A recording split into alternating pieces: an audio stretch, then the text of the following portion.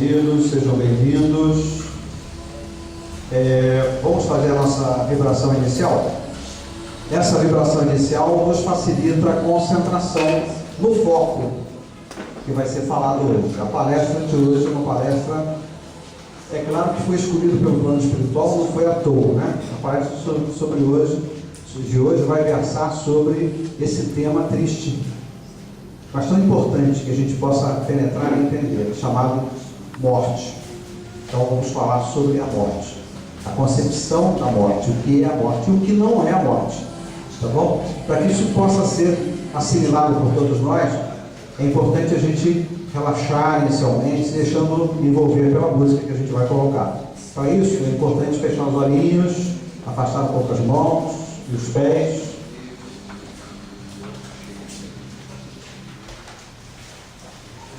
Essa música é uma música importante, tem muito a ver com temas sobre Jesus, a sua obra, a sua vida, sacrifícios, de exemplos. Enquanto vocês relaxam com a música, procurem acompanhar as coisas importantes que eu vou falando sobre a vida do Mestre Jesus. Ele falava aos seus apóstolos, sentindo-os enfraquecidos, tristes, inseguros, pois era chegada a hora da sua partida em grande sacrifício, e ele temia pelo equilíbrio, pela segurança dos apóstolos na missão que ele nos deixara. Jesus deixou os apóstolos a missão de fazer o que ele fazia: ressuscitar mortos, curar enfermos, afastar demônios. Era essa a missão que restava aos apóstolos. Jesus ficava preocupado com o ânimo dos seus apóstolos, então dizia a eles, com aquela sua voz forte: vós sois deuses, que brilhai a vossa luz. Vós sois deuses, brilhai portanto a vossa luz, para que o vosso Pai seja glorificado pelas vossas santas obras. E repetia: vós sois deuses. Outras pessoas chegavam atendendo aquela voz tão forte, ele dizia: vós todos, outros também sois. Vós todos sois deuses, que brilhai portanto a vossa luz, para que o vosso Pai seja glorificado pelas vossas santas obras. Então, meus irmãos, porque nós somos deuses, nada à nossa frente que seja um obstáculo para a nossa caminhada na divinidade, no amor e na verdade, ficará em pé diante de nós. Nós romperemos todo e qualquer obstáculo à nossa frente que nos impeça na evolução do bem, pois nós somos deuses. Portanto, nada de depressão, nada de ansiedade, nada de inseguranças, nada de complexo, de baixa autoestima, pois nós somos deuses. Somos filhos daquele que tudo criou, tudo gerou de bom, de maravilhoso, de belo. Nós todos somos deuses. Vamos fazer brilhar então a nossa luz, irmãos. Vamos fazer com que a nossa luz chegue à nossa casa nesse momento, aos nossos familiares, aos familiares dos nossos amigos, aos nossos inimigos também. Nós sabemos quem são aquelas pessoas a quem ferimos, a quem magoamos, que ora se voltam contra nós, porque nós somos deuses. Vamos fazer brilhar a tudo e a todos à nossa volta. Brilhemos então, irmãos queridos, nós somos deuses.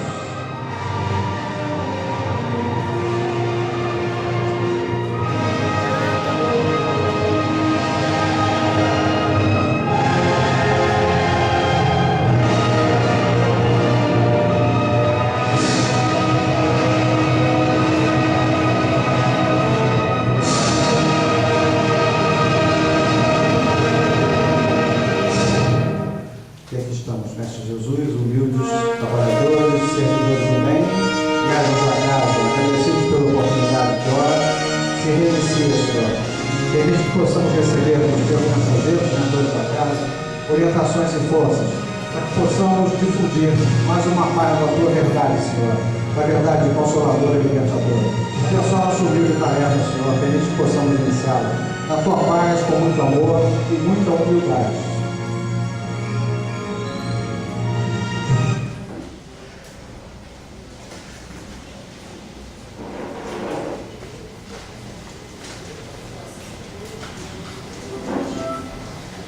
Bom, morte.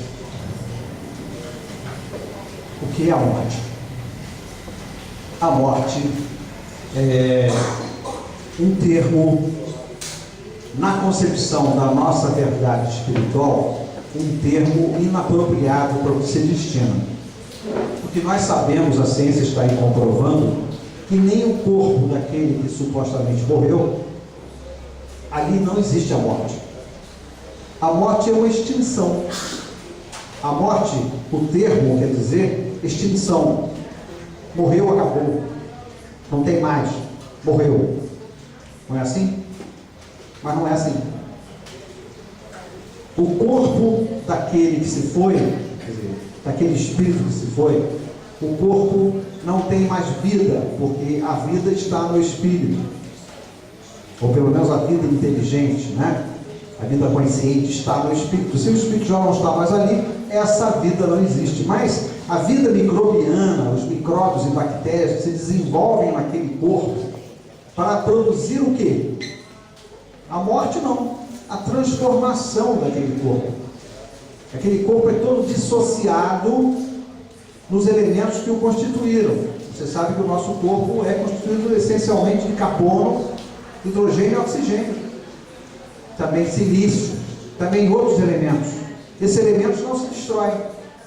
Eles se dissociam no nosso corpo até virar uma poeira. Mas chama o cheiro da... Saem gases indicando essa dissociação, a gente chama de putrefação. Por que cheira mal? Porque nós condicionamos que o cheiro de podre não é um bom cheiro. Por quê?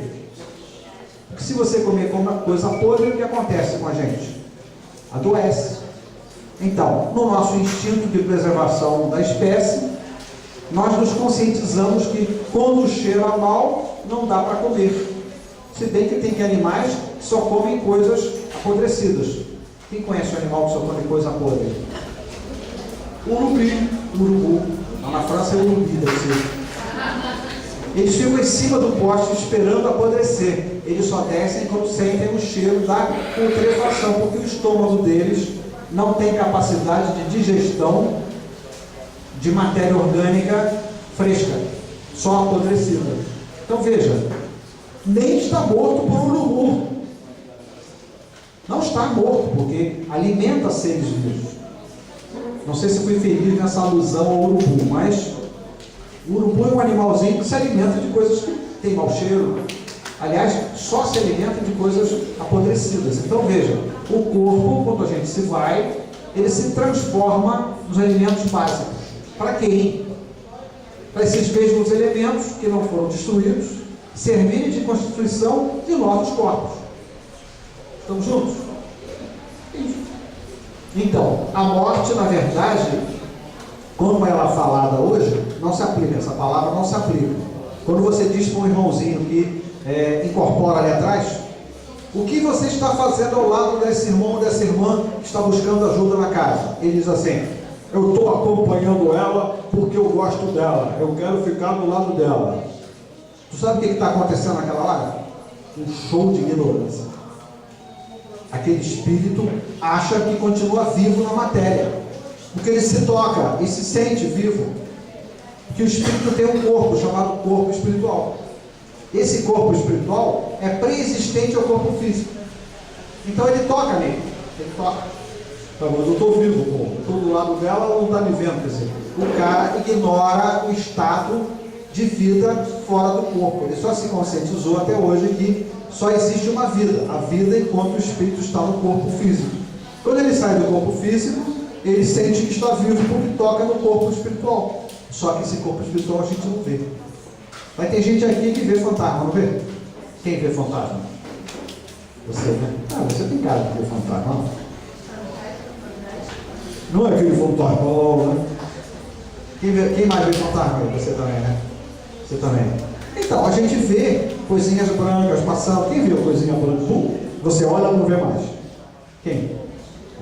Vocês todos veem fantasma. O que é isso? No ladinho do ponto amarelo, da mácula, do fundo do olho, da retina, no pontinho, na beiradinha da retina, ou seja, no rabo do olho, você vê com muito mais sensibilidade as manchas etéricas, ou seja, os corpos espirituais. Quando você vira assim, fujão, foi embora.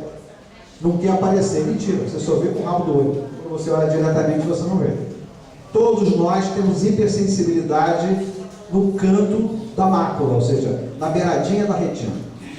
Então, nós vemos os corpos espirituais, às vezes são cinza claro, às vezes são cinza escuro, às vezes são pretos, às vezes são azuis. Pode? Um corpo espiritual azul é uma característica dos espíritos desencarnados, a idioplastia. Basta eles imaginarem uma cor, eles ficam daquela cor. Basta imaginar que eu estou com aquele pijaminha que eu sempre gostei de usar, você mandou embora, você botou aqui na campanha das pessoas carentes, eu vi meu pijaminha sendo entregue para todo mundo. Mas quando eu quero, eu posso aparecer para você com aquele mesmo pijaminha. Eu sou lembrado do pijaminha, eu olho para mim, o pijaminha. Todos os espíritos desencarnados têm essa capacidade, chama-se idioplastia, ou seja, podemos plastificar as nossas ideias. O Hermes, por exemplo, não vai querer aparecer nu, os familiares dele, então ele vai inventar uma roupa, né? A roupa do Hermes deve ser toda cheia de dourados, coisas assim, rebuscadas. Ele gosta de coisas bonitas, então ele vai inventar uma roupa para ele aparecer para os familiares dele. Tá bom? Quem já viu um espírito vestido com roupas diferentes aqui? Fala. E também quando eles querem assustar alguém. Quando eles querem assustar, eles vêm de cara de carranca. Vem. Criança, por exemplo, criança acordar de novo berrando, você pega a criança no colo, aí sai do quarto dela, vai para a sala, para de berrar. Oba, agora eu vou botar na cama, vou dormir mais um pouquinho, aí você vai devagarinho. Bota na caminha, às vezes entra no quarto, por quê? É no quarto que está plantado a idioplastia para azucrinar a vida da criança e fazer com que os pais não durmam naquela noite. É muito comum. O obsessor vem atazanar a criança para tirar o pai do sono e dificultar a vida dele no dia seguinte. Isso é muito comum. Ação permanente dos obsessores e com muito mais facilidade perturbando as crianças. A criança é muito mais sensível a isso. Vamos então. A morte é simplesmente a hora em que eu preciso deixar aquele corpo para voltar ao plano espiritual. Quantas vezes, na média aqui de nós, isso já aconteceu conosco? Segundo Ramatiz, 40. Imagina, a gente já passou por isso 40 vezes e ainda não aprendeu, ainda acha que morte não é vida. Mas vocês começam a lembrar, né, que a morte não é o que a gente chama de morte. Morte é simplesmente largar o corpo físico para cá. Por que a gente não lembra do nosso corpo físico? Porque quando a gente desencarna, normalmente a gente fica 72 horas inconsciente. Nós, espíritos, ficamos 3 diazinhos inconscientes. Em 3 dias o nosso corpo é enterrado. Então a gente não vê o nosso corpo em cima da cama apodrecendo. Não vê. Quando a gente desperta, a gente se vê inteirinho. Até no nosso pijaminha. Na camisa que a gente gosta de usar, porque a gente sente vontade de vesti-la, a gente fica vestido com ela. É uma matéria etérica, ela se transfigura com facilidade. Então, como a gente não vê o nosso corpo, muito menos o nosso enterro, a gente não acompanha o nosso enterro, nós estamos inconscientes nessa fase, é difícil para a pessoa que ignora a vida além da matéria entender que morreu. Se você morrer em casa, naquele quarto de dor, você numa doença terminal, desesperadora, você está extenuado de energia. 3 dias depois, você está naquele quarto, lençol novo, quartinho todo cheiroso, janela aberta, todo mundo passando para lá e para cá, e você, com a tua roupinha boa, que você quis botar, mentalmente você pensou nela, ela apareceu em você, andando no quarto, puxa, eu estou melhor, eu começo a pular no meu quarto, feliz da vida, estou curado, completamente curado. Mulher, bota aquela sopa para mim que eu gosto. Minha filha querida, me dá um beijo. Ninguém vem até você, ninguém responde a você, todo mundo passa por você, ninguém fala com você. Você está morto. Está morto. Na concepção da palavra, não. Você está mais vivo do que nunca. Você está liberto de um câncer, de uma lepra, de um pênfico, sei lá de quê, que você morreu. Está livre, leve e solto, para viver o que você quiser. Mas só como a gente é ignorante, insiste em ficar por aqui. Estamos juntos? A gente se transforma em espíritos obsessores. Fala. Com respeito à cremação, você tem que aguardar Por aí. Senão tu vai sofrer para cachorro. Tu tá ligado no corpo ainda, vivo, tu vê o teu corpo lá pegando fogo. Tá? Os meus olhos pegando fogo, a minha careca pegando fogo, as minhas coisas pegando fogo lá. Tu entra em pânico, né? 72 horas é de lei, né? Só pode cremar depois de 72 horas. É mais ou menos o tempo que você leva para despertar da inconsciência pós-mortem. A famosa inconsciência pós-morte. Estamos juntos? Bom, quando a gente se prepara, quando a gente é preparado para desencarnar, existem espíritos chamados da equipe do desenlace, que visitam a gente e ajustam o nosso corpo espiritual à libertação, vão desligando as terminações sensitivas. É por isso que existe a famosa melhora da morte. Coisa sinistra essa. Quando alguém está morrendo, melhora, vai morrer. Não é assim? Ninguém acha que a vovó vai ficar curada, porque ela está tão boazinha hoje, conversou, riu, ela quis jantar, consequentemente no dia seguinte ela pulou fora. Quer dizer, foram desligadas as terminações que levavam dores para o espírito, né, para o corpo espiritual que sente a dor. As terminações estão no corpo físico. Essas terminações são desligadas paulatinamente para que o espírito pare de sofrer. Então a vovó melhorou, o vovô melhorou. Ok? Agora, por que nós falamos na semana passada em lei de causa e efeito, lembra? O que a gente faz, a gente passa. Eu vou chamar um amigo meu, chamado Arthur Appenbaum. Ele vai falar um pouquinho do que aconteceu ontem, lá no sul, na cidade de Santa Maria. Vocês conhecem, né? 232 pessoinhas passaram para o outro lado, muitas queimadas, feridas, mas praticamente ninguém morreu de queimado. Todo mundo morreu de asfixia. O Arthur é especialista em causas, como é que é? Judaicas.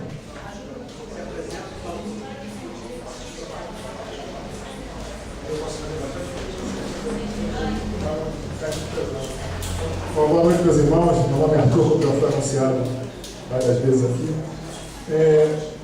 Com referência a esse assunto que o Galo acabou de começar, né?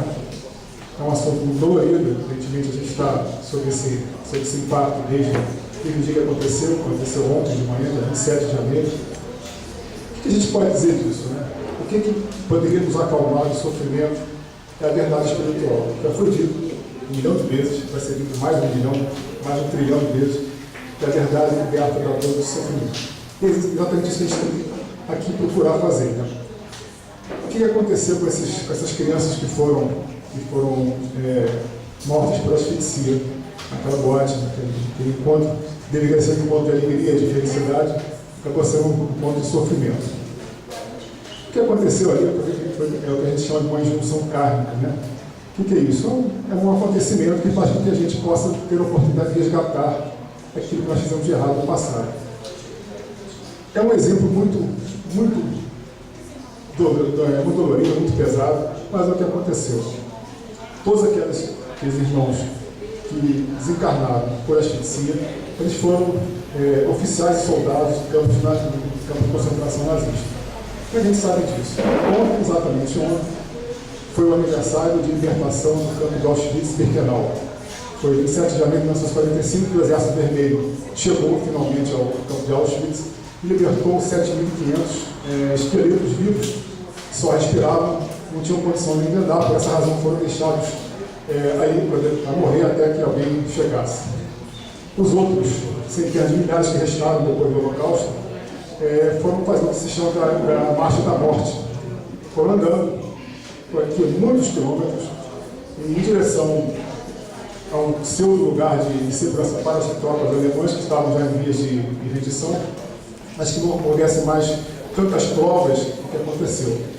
O que são essas provas? É a morte, o genocídio, que aconteceu 6 milhões de judeus, tantos milhões de ciganos, e homossexuais, e doentes mentais, retardados, oncológicos, todos eles foram dizimados pela barbárie nazista. Né? O que isso aconteceu? Né? a gente passa por aquilo que nós queremos passar. De que forma? Deus é muito bom, como a gente fala sempre, né? Só nos deixa passar por um pouco do sofrimento que quisemos passar no nosso próximo. Para que isso, né? A gente aprende a não mais produzir sofrimentos. A gente faz o mal e a gente volta, muitas vezes, querendo fazer o mal de novo. A gente tem essa característica pessoal, a gente tem que extirpar, a gente tem que evoluir. A gente evolui como? Domando nossas próprias condições, nossas próprias más tendências, mas principalmente pagando aquilo que nós devemos.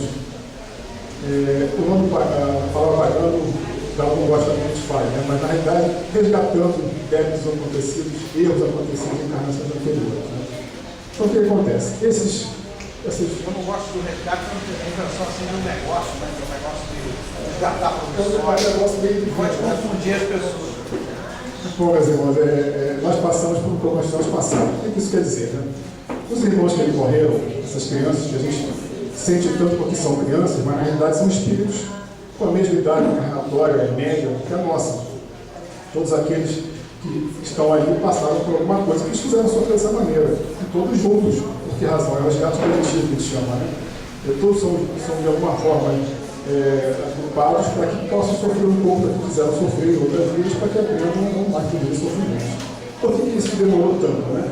Esses irmãos aqui do nosso asfixia, morreram por asfixia, são antigos guardas, antigos comandantes de pavilhões, aqueles que comandavam a morte, que diziam: você vai morrer, você vai viver, como se fosse Deus, como fosse Deus. Nem Deus faz isso. Deus não está aqui para dizer quem vai morrer e quem vai sofrer, quem vai viver nesse caso. Né? Então, no caso deles, eles faziam isso. E por isso, tiveram que passar por aquilo que quiseram passar. Mas de que forma? Muito menos. Porque se a gente for contar que vamos dizer, vou falar só dos judeus que eu tenho mais à mente a conta, né? 6 milhões de mortes que aconteceram em vários campos, não foi só em Auschwitz. Auschwitz foi reputado como um dos piores, porque a morte acontecia a cada momento, havia aquela escolha de quem era capaz de trabalhar ou não, então esse vai morrer, esse vai viver. Homens, mulheres, crianças não, crianças sim, experimentos médicos. Se a gente for resgatar isso uma vez para cada irmão que nós fizemos sofrer, vamos ter que morrer 6 milhões de vezes? Não é assim que acontece, né? Deus é muito bom, só nos dá assim uma palhinha, sofre um pouco, uma vez nessa vida, se você fez sofrer. Vamos ver se você vai aprender. Se ele aprender, maravilha. Ele anda um centímetro para cima, evoluiu, aquele erro ele não vai poder mais ser, não vai necessitar mais sofrer para que ele possa aprender. Mas se ele não aprende, ele vai sofrer outras vezes. Uma vez, outra vez, muitas vezes. Por que agora vocês podem perguntar, por que demorou tanto para isso acontecer? Parece uma coisa assim de crime e castigo, mas na realidade não é bem assim, causa e efeito. Isso que é. Nós causamos, nós sentimos o efeito. Nós semeamos, nós colhemos lá na frente. A semeadura é livre e a colheita é sempre obrigatória, como o mestre Jesus nos falou. Então, essas máximas, que aparentemente são muito fáceis de entender, mas são extremamente complexas, porque envolvem a nós mesmos. Nós passamos porque nós queremos passar. Parece simples, mas não é. Se eu comandei a matança de 10 mil pessoas, eu vou ter que morrer 10 mil vezes? Seria horrível isso, né? Então, eu morro uma vez, daquele mesmo jeito, parecido daquele jeito, pelo menos. E assim vamos aprender nas nossas vidas. Você vê que não demorou tanto tempo assim, né? Porque é menos de uma geração, 2 gerações. 2 gerações. Isso, aliás, demorou até um pouco, não demorou muito tempo isso acontecer, porque muitas vezes essas injunções, esses encontros kármicos, demoram centenas de anos, séculos para que isso possa acontecer, como aconteceu naquele episódio do circo de Niterói. Isso foi uma junção kármica. Rei Davi, exatamente.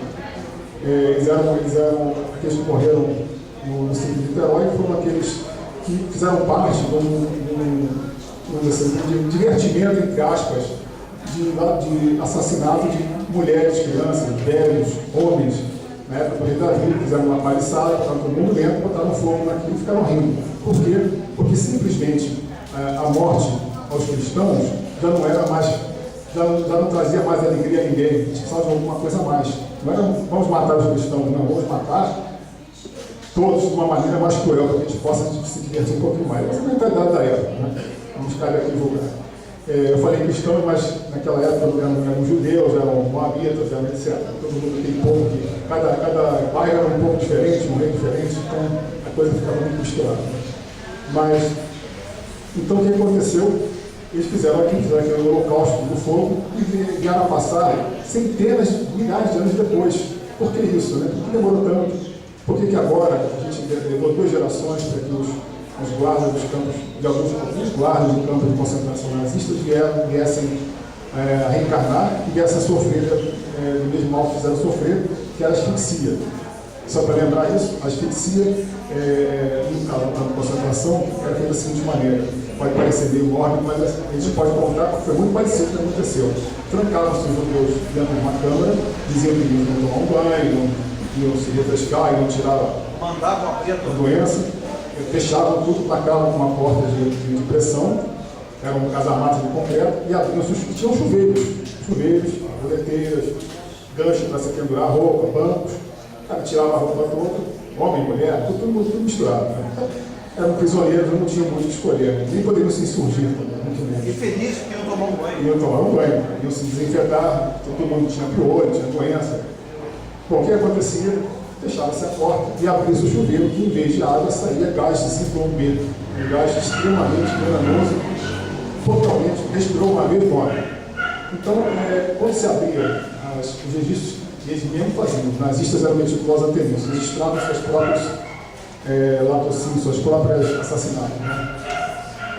Via-se multidões de judeus, um em cima do outro, de qualquer maneira, naquele afã de tentar respirar, chegar um pouco mais alto, um em cima do outro, porque em cima pensava-se que o ar, aquela imagem esperada, mas não me engano. Todo mundo morria a vez, 100% de morte. Era uma maneira mais eficiente e barata de se exterminar pessoas. Pode todo mundo junto lá, liga o gás, acabou. Manda outros judeus retirarem, bota no forno crematório. Forno crematório, então bala comum, pronto. É uma coisa de, parece que, não sei dizer quantas de cada vez, mas não centenas, 500, 600, etc. Mas então, o que acontecia?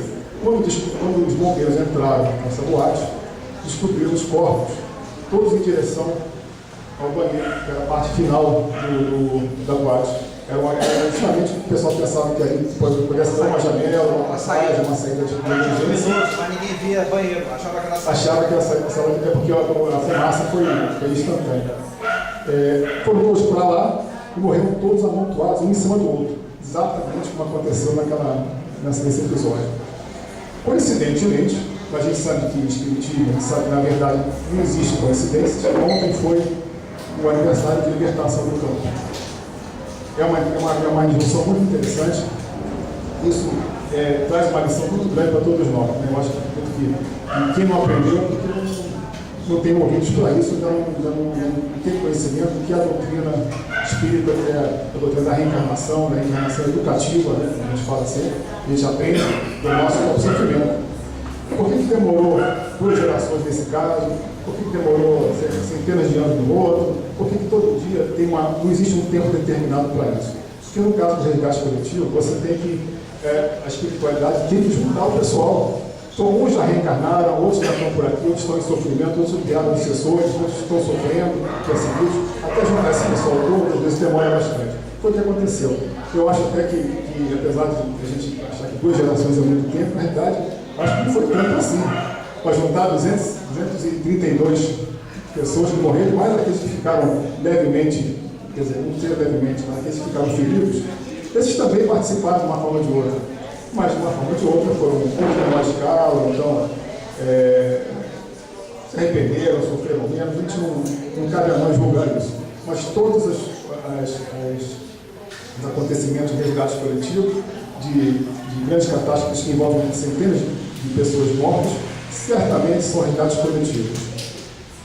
Bom, eu acho que era só isso. Não sei se tem mais alguma coisa. Minutinho, por favor. Me responde o seguinte: e o que é que as famílias têm a ver com isso, que estão sofrendo muito e vão sofrer até o final da vida? As nossas famílias todas estão ligadas a nós. Nós somos, o nosso resgate familiar é um para ajudar o outro. Todos nós passamos por um pouco que nós temos que ajudar um ao outro. Então, na realidade, você vem na sua família porque isso ou deve ou lhe deve. mas todos estão imersos na mesma condição. Uma coisa importante, meu irmão, nós passamos por tudo que fizemos passar em doses homeopáticas. Então, aquele que mandou o judeu, o negro, o mendigo, o cigano para um forno crematório, para um banheiro onde ia ser colocado gás para matá-lo, ele vai passar por aquilo que ele fez passar, sim. Mas também ele vai vir numa outra encarnação para passar o que a família daquele que foi dizimado passou. Depois ele vai vir numa outra encarnação para perder um pai, assim também, de uma forma assim bastante sinistra. Nós passamos por todos os perfis de sofrimentos que nós produzimos. Não sei se eu fui feliz. Você justificou muito bem a morte dos rapazes, tá bom, que foi rápido. Agora, a família está sofrendo hoje, amanhã, até o final da vida. Porque fizeram sofrer igualmente. Só que eles estão resgatando agora a perda de um ente querido, que outrora ele tenha trucidado também, por um motivo qualquer. Já entendi. Tá bom? A gente passa por todas as ações e pelas consequências das ações que nós fizemos. Passar, sempre. Isso é pedagogia, né? Não é revide divino, não. É apenas para a gente aprender a não mais fazer sofrer. Em nenhum âmbito, né? Em nenhum aspecto. Nós sabemos que numa hora dessa, para a família, não adianta nada. Não adianta nada, você está sofrendo, você vê teu filho morrendo, seu filho saiu bem hoje, e de repente não chega mais, você vai reconhecer que está totalmente desfigurado. Quer dizer, para um pai, para uma mãe, realmente isso parece um sofrimento inenarrável. Mas a gente tem que sempre, eu sei que é difícil, mas a gente tem que se esforçar para entender o que aconteceu. Tem que buscar a verdade. Tem que buscar a verdade. E a verdade, 100% das vezes, liberta do sofrimento. Um outro exemplo é aquele menino que foi arrastado pelos bandidos. Esse já mandou até uma mensagem psicografada 2 anos atrás, talvez, e dizendo que ele, na realidade, ele se sentia feliz por ter passado por aquilo, porque ele aprendeu, ele entendeu. Ele fez sofrer da mesma maneira. Ele dirigia uma viga que arrastava os prisioneiros atrás. E não uma vez, muitas vezes, ele era encarregado de fazer isso. João Hélio. João Hélio. João Hélio. E eu compro material de escritório com os pais desse menino, porque eles têm uma loja muito antiga, satélite. Antigamente o nome era outro, mas quando o menino morreu, as iniciais eram do menino, eles tiraram e botaram satélite. E eles ficaram de tal maneira sofridos que encerraram o negócio, ficou mais de um ano sem acontecer nada, não conseguia comprar mais com eles. De repente eles aparecem juntamente com essa psicografia que o seu menino mandou. Quer dizer, mas o que aconteceu nisso aí? Conheceu o que aconteceu, entendeu que a vida não terminou aí, ela continua, e o nosso sofrimento diminuiu. E é só. O que a gente sabe, só para terminar, dos nazistas, que foram os grandes criminosos da Segunda Guerra, muitos reencarnaram na Europa mesmo, outros reencarnaram nos Estados Unidos, outros reencarnaram aqui no Brasil. Os que reencarnaram na Europa, dentro desse existe uma passagemzinha muito rápida, que eu vou só contar rapidinho, porque Divaldo Franco, quando esteve em visita a um campo de concentração, que eu não lembro agora o nome, não foi Auschwitz, foi um outro campo, ele viu chegar uma excursão, um ônibus de crianças, uma excursão de visita. Quando as crianças desceram do ônibus, ele viu que eram todas com síndrome de Down ou paralisadas cerebrais. Todas, era uma escola especializada nisso. Ele disse que quando ele via aquele sofrimento, ele como médium altamente sensitivo, ele sentia que aquele sofrimento não existia por ali, a emergência de sofrimento. As crianças todas, sem exceção, começaram a gritar e chorar sem controle. Aí ele entendeu o que aconteceu. Alguém, o mentor provavelmente segredou no ouvido dele, ou então ele sentiu o que aconteceu. Eram guardas nazistas que estavam em visita ao campo, reencarnados, em alto sofrimento. Todos eles com síndrome de Down ou síndrome de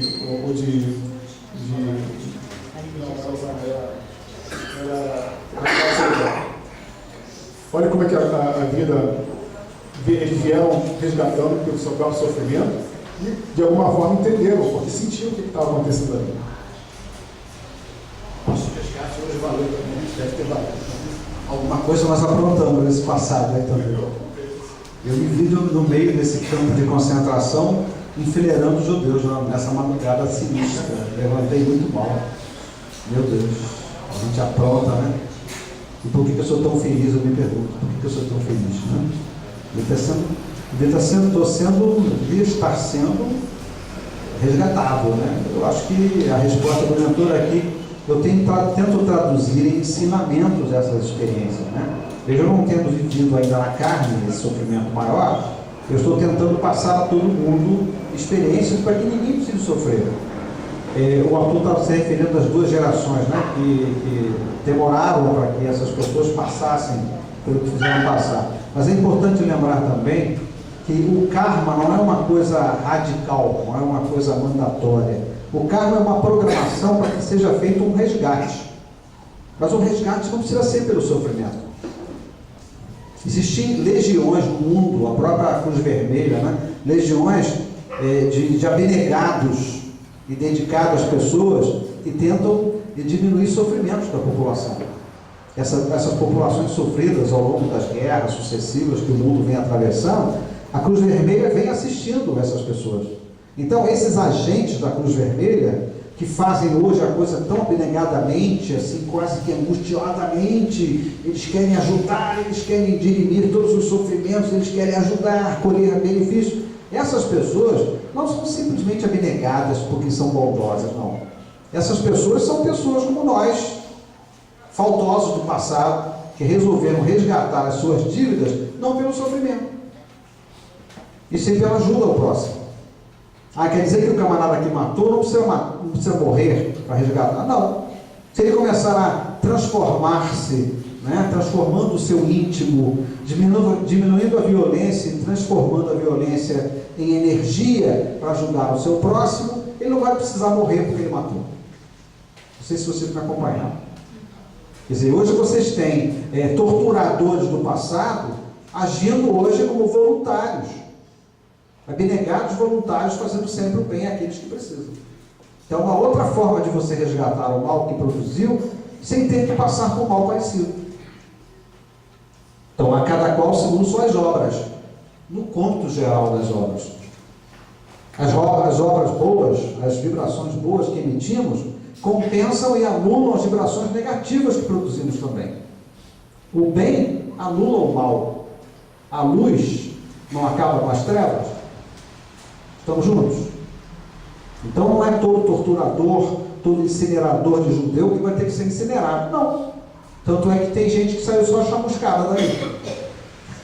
Bastante comprometida, mas já está numa outra linha de trabalho. Ali tinham médicos se formando ali, tinham agrônomos se formando, tinham veterinários se formando. Veja, é uma universidade. Não é que forma jovens em atividades que podem ser usadas no amor ao próximo, na filantropia, na caridade, no amor, etc. Então, existiam ali vários ex-torturadores, né? Ex-alemães nazistas, que já estavam se transformando, passaram apenas por uma chamuscada. Saíram com queimaduras, com fraturas, teve um cara que ficou com a mão cortada, passaram por alguns sofrimentos, mas não precisavam morrer ali, que já estavam de alguma forma se transformando intimamente. Então, a transformação do nosso íntimo também resgata e diminui o nosso karma. Ok? Essa história de matou, morreu, é lei mosaica e já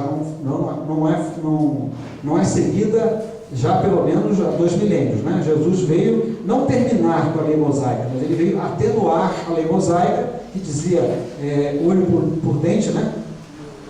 Olho por olho, dente por dente. Né? Imagina, se fosse sempre assim, estaríamos todos cegos e desdentados. Melhor seria para os oculistas e para os dentistas, né? Você fez, pisou no meu pé, eu piso no teu. Jogou uma pedra em mim, jogou outra em você. Não é assim. Porque entrando o amor na história, né, com Jesus, ele disse, não veio revogar a lei, vem antes segui-la. Ele segue a lei, tá bom, mas a lei é do amor, da verdade, da caridade. Fala, Roberto. Entre eles tinham militares também, né? No caso do exército, Tinha tenente, vários militares, sargento. pessoas envolvidas com armas ali, com certeza. Então, tinham que passar por alguma coisa daquilo que fizeram passar. Okay? Mas aqueles que sofreram com a morte, aqueles não tinham se reajustado, não tinham mudado alguma coisa dentro deles. Né? Eram jovens, né? Não tiveram tanto tempo para mudar, né? Mas pelo menos 2 gerações eles tiveram. E não ofereceram mudanças que pudessem equiparar, né, ao resgate. Então tiveram que passar por um resgate mais ativo, né? Mais profundo, né? Fala. Esse sofrimento eles têm que passar, é só aquele instante ali? Que eles só? Depende da dívida que eles tragam, né? Não, pois é, por exemplo, é só aquele instante ali que ele está morrendo que ele só? Eu não entendi, porque só. Eu estou acabando de responder. Depende de quanto eles fizeram. Não sei se eu vou te respondendo assim vai te ajudar. Imagina o mandante. É bem provável que ele tenha que passar mais por uma outra encarnação de sofrimento. O cara que mandava, o cara que estipulava, o cara que inventou esse genocídio. Aí ele sofre ali naquela hora que ele está morrendo, aí depois ele morre, não acabou. Pagou o que ele tinha para pagar, isso que você quer dizer?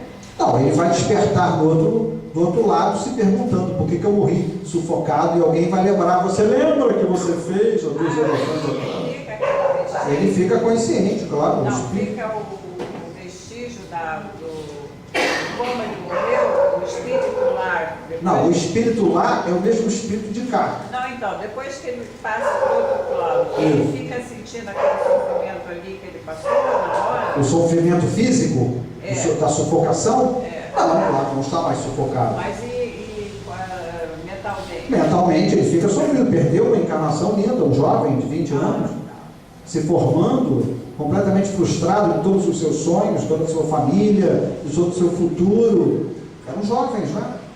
Eles tinham que passar por um pouco daquilo que eles fizeram também, os jovens, que eles incineraram, que eles sufocaram nas câmaras de gás. Tinham que estar naquela idade, para passar igual, ou pelo menos parecido. Não sei se eu te satisfiz com a resposta. Mas é muito pouco, né, perto do que eles fizeram. Realmente é muito pouquinho. Um pouquinho, porque Deus não está se vingando de ninguém. Deus está dando a você um pouquinho daquilo que você deu aos outros, para que você possa aprender que o que você fez, mesmo passando um pouquinho, você sinta um sofrimento e você entenda que você fez sofrer muito mais. Veja como é que a justiça divina é generosa e bondosa. Você apenas sofre em dose homeopática daquilo que você fez sofrer. Aí depois que ele passa para outro plano, aí ele vai raciocinar que ele passou aquilo ali. Ele vai entender por que ele passou aquilo, ele vai lembrar do que ele fez na outra encarnação. Quando passa para outro plano, a gente lembra de tudo que a gente aprontou. A gente lembra de tudo. A gente aqui é esquecidinho, mas lá, depois que passa para o plano espiritual, a gente lembra de tudo. Tudo. Todos os fantasmas vêm na nossa mente. Todas as criancinhas que a gente incinerou, todas as pessoas doentes que a gente mandou para a câmara de gás, a gente lembra daquilo tudo. Eu sofri, me fez sofrer tudo isso. Há quantos milhares? Eu sofri só um pouquinho. Normalmente ele começa a acreditar em Deus, que Deus é generoso e Pai. Entendeu? Não é vingança divina, né? É pedagogia. Fala. Uma pergunta. Se a gente tiver que sofrer para resgatar o erro passado, se eu matei na minha encarnação passada e vier a sofrer um assassinato, vai ter que existir um agente para promover esse assassinato. Aí fica duas perguntas. Na hora que esse agente atuar como assassino, ele novamente vai criar um karma para ele ser resgatado? Porque Deus... E a segunda pergunta. Se ele como agente haveria ação do guia espiritual para impedir isso, e ele não tornar ele um assassino, ou os agentes do karma vão passar por cima talvez de uma ação do guia espiritual e ele realmente vai ser... Chega, deixa eu responder agora, você está confundindo a cabeça de todo mundo. Nós precisamos de perguntas simples, elaboradas, mas simples, a gente possa responder sem confundir. Para começar, os agentes, como você diz, do karma, na verdade são pedagogos. Eles não armam nada, eles esperam acontecer. O agente do karma não vai encontrar ou convencer um assassino a matar aquele que matou para que ele possa ser morto dessa vez.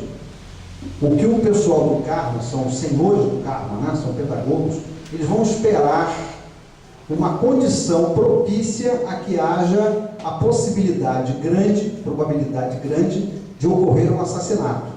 E vão, de alguma forma, induzir aquele que tem que passar pelo assassinato, ou seja, ser assassinado, ou induzi-lo, ou orientá-lo para que ele passe por ali naquela hora.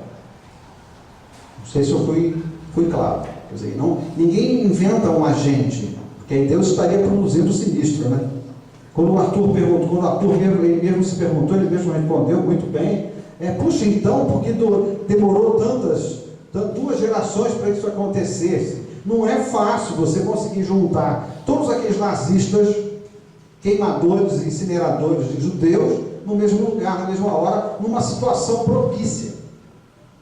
Foi muito difícil encontrar a situação propícia. Para começar, tinha que ser no sul do país, onde tem mais colônias europeias, principalmente de alemães, poloneses, italianos, mais ou menos envolvidos sempre nessas matanças na época, né?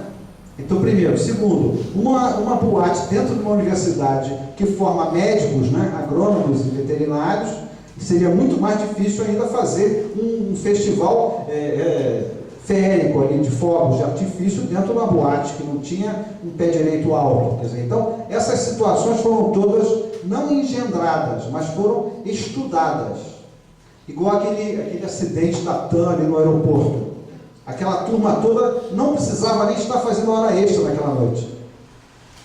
Mas encontraram uma situação que ia aparecer um piloto metido a garotão que gostava de fazer cavalo de pau no avião, né? Aquilo foi fruto de um cavalo de pau. Aquela pista molhada que não tinha sido devidamente acertada, estava sendo gradeada ainda, uma pista escorregadia. E um monte de gente no barracão, lá no galpão, fazendo hora extra. Quer dizer, aquela turma toda foi levada naquela situação prevista, mas não programada. Ou seja, houve uma previsão estatística que aquilo pudesse acontecer. E aconteceu. Poderia não ter acontecido. Ninguém armou para acontecer. Quer dizer, chuva, pista não tratada, cavalo de pau e gente no hangar fazendo hora extra. A mesma coisa ali. Boate, o camarada querendo fazer aquele festival com aqueles sinalizadores. O teto de isopor, aquela fumaça, um local mal refrigerado, aquelas luminárias indicando supostamente uma saída, mas não era um banheiro. E as pessoas todas entraram e pronto, morreram. Quer dizer, ninguém engendrou isso, apenas aconteceu. Essas pessoas estavam juntas e deixou-se acontecer. Deus poderia ter impedido, mas era necessário, porque pedagogicamente necessitavam passar por aquilo. Então Deus não produz o sinistro. Deus apenas aproveita a oportunidade. É igual ao aborto. Essa história de dizer que você fez um aborto, não fica preocupada não, porque na próxima vez ele vai voltar para você. É 1 em 1000 que volta. Aquele que você abortou precisava ser abortado, era o grande aborteiro do passado. Então, naquela barriga que você começou a sentir crescer e avisou para todo mundo que se tivesse neném você abortaria, ali foi colocado aquele que precisava do aborto. Mas ninguém fez você abortar. Aproveitou-se a oportunidade que você ofereceu. Se na hora H você decidiu não abortar, ótimo. Aquele irmãozinho vai ter aquela encarnação. Você vai recebê-lo como filho, vai educá-lo e tudo bem. Mas a dívida continua. Numa próxima encarnação vai ser novamente escolhida uma barriga com a possibilidade estatística de acontecer um sinistro, para que ele passe um pouquinho daquilo que ele fez passar. Entendeu? Quer dizer, Deus aproveita a oportunidade, ele não produz o sinistro. Não sei se eu te respondi. Né? Fala, Afonso. Esses processos todos fazem parte do processo de regeneração em prova que o planeta se encontra atualmente? Todos nós estamos passando por isso. Segundo o Ramatiz, nós estamos desde 1950, o ano que eu felizmente nasci, nesse ano, 1950, começou esse período de previsão ou programação para a regeneração. Então estamos acelerando os resgates para que essas pessoinhas, quem sabe essas que desencarnaram ontem nessa situação tão sinistra, né? Essas pessoinhas poderão, uma vez tendo aprendido, voltar rapidamente, daqui a 15, 20 anos, é o máximo que está durando, para voltar, e ainda conseguir encarar a Terra na regeneração e ficar conosco, não ser banido para o planeta intruso. Então, quanto mais provas acontecerem e resgates, mais rapidamente você vai se definir à direita de Cristo ou à esquerda dele. Os direitistas ficam e herdam a Terra regenerada, sem sofrimento, sem dores, sem guerras, sem doenças, e os outros que optarem pelo lado esquerdo de Cristo vão para um planeta de curso intensivo, ainda com a oportunidade de retornar. Deus é sempre justo, generoso, bondoso, né? Não está nos perseguindo porque nós somos faltosos. Ele não é um juiz, ele não nos julga, nos dá tantas oportunidades quantas precisemos para nos libertarmos das nossas mazelas e sofrimentos. Claro, agora tem os timings, né? Tem os períodos, né? Agora é a hora disso, agora é a hora daquilo, organizando a coisa. Então, na escola é assim, de vez em quando a gente fica reprovado, né? tem uma outra oportunidade, repetindo a matéria. É doloroso você voltar para trás. Essa turma que vai para o Planeta Intruso, por exemplo, tomara que não vá, mas a gente vai se sentir meio, puxa, discriminado, né? Claro, ficou por lá, os outros evoluíram, a gente não, mas não ficamos sem chances, não, podemos evoluir lá e voltar para cá, com certeza. Ok? Não existe mal, não existe maldade, não existe ferocidade, não, existe aprendizado. Sem aprendizado não tem evolução. Tá bom? Estão juntos? Assuntozinho pesado, né? Esgotamos as perguntas? Médiuns querem fazer alguma colocação? Médiuns e médias? Não? Cadê a minha mulher perguntadeira? Onde é que ela está? Galo, Fala. essa sucessão de acontecimentos trágicos e de assaltos, o cara fuzila uma mãe com uma criança no carro, grávida, sem respeitar a vida, não há um plano de preservação. Essa moça que está com 6 filhos, né, Rejane? 5 filhos, 4 filhos. Para que eu vou querer mais um? Jogou no lixo. Hoje de manhã. Absurdo. O 5º filho, quer dizer, Ramatiz responde assim, a Ercílio Master, Psicólogo Ramatiz, ele pergunta: mentor, por que tanta violência, por que tanta gente maltratando tanta gente?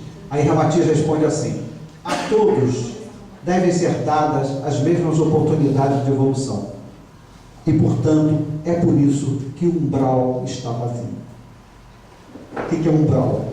A região onde estão todos, aqueles chamados de anticristos, aqueles depravados, aqueles que não têm jeito, o pau que nasce torto, morre torto. Essa turma toda estava nas regiões subterrâneas. Ramatiz diz que o umbral está vazio. Então, estão todos aqui conosco.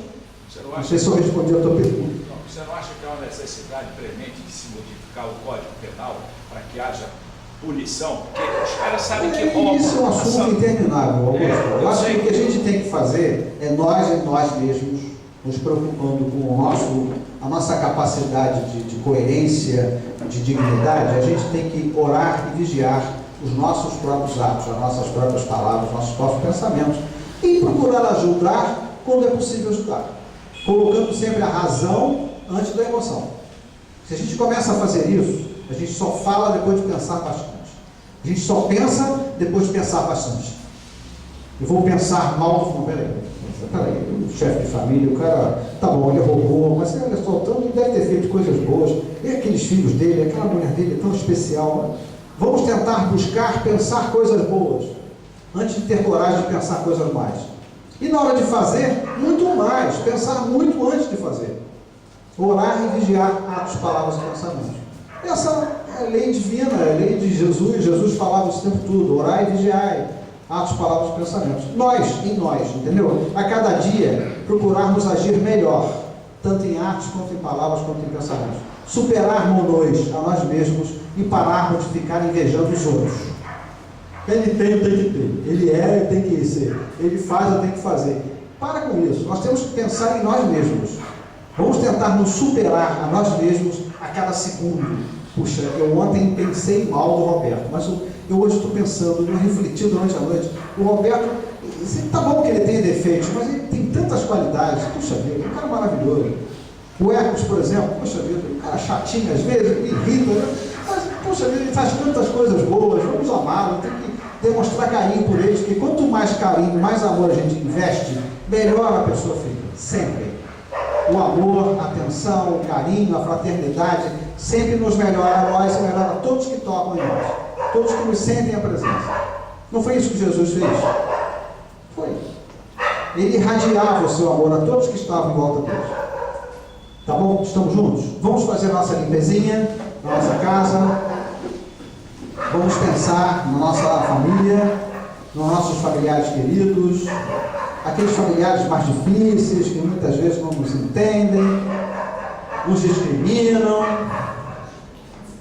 nos perseguem muitas vezes. Às vezes acontece isso na família, né? Afinal de contas, a família é o nosso ponto principal de resgate, né? Veja André Luiz, o nosso maior campo de prova da nossa própria família. Vamos irradiar aquela nossa luz divina aos nossos familiares.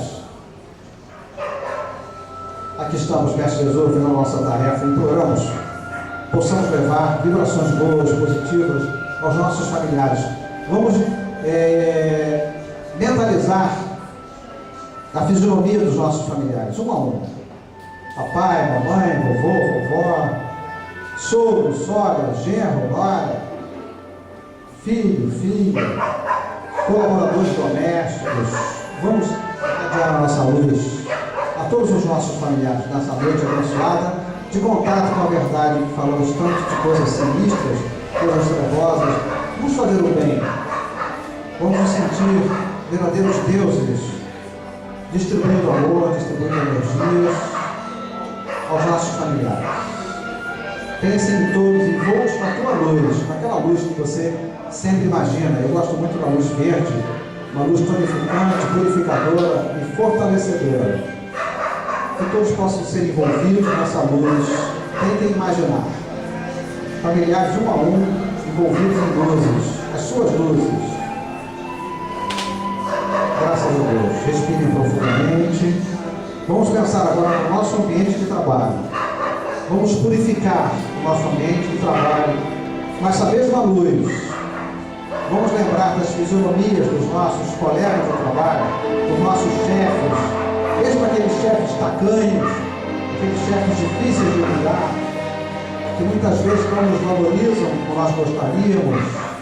Vamos pensar nos chefes, nos colegas, nos subordinados, nos superiores. Pensem nas fisionomias, imaginem de frente das fisionomias, envolta nessa luz que você emite nesse momento.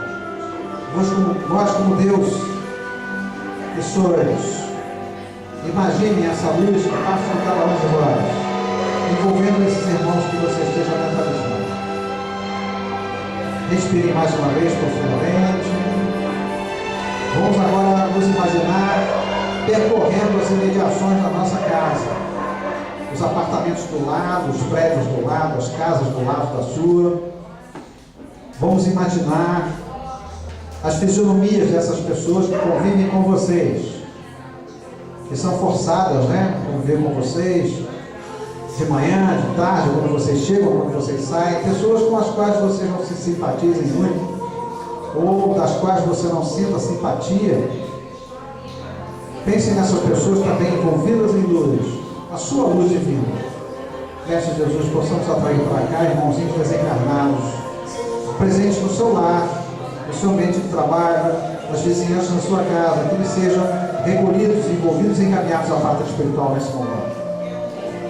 Vão em paz, irmãos queridos, na graça de Deus. Respirem profundamente.